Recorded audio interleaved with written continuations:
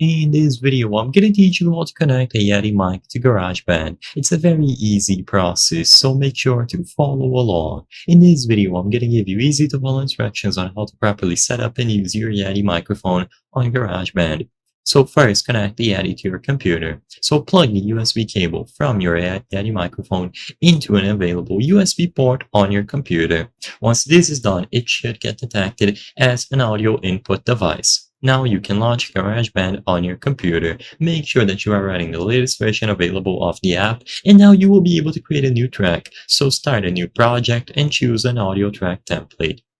When you go over to the input sources, you should be able to find the Yeti microphone. So click on the input source button in the track's control bar, a menu will appear, and you will be able to select the Yeti microphone from the list of available input devices. Now you can adjust the input level for the Yeti microphone using the gain knob on the microphone itself or the input level slider in GarageBand.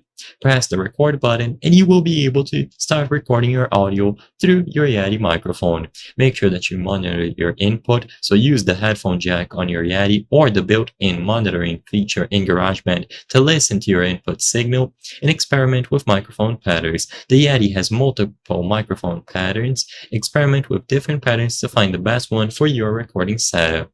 You may need to adjust additional audio settings in GarageBand or your computer's system preferences, and you will be able to use it inside of the app.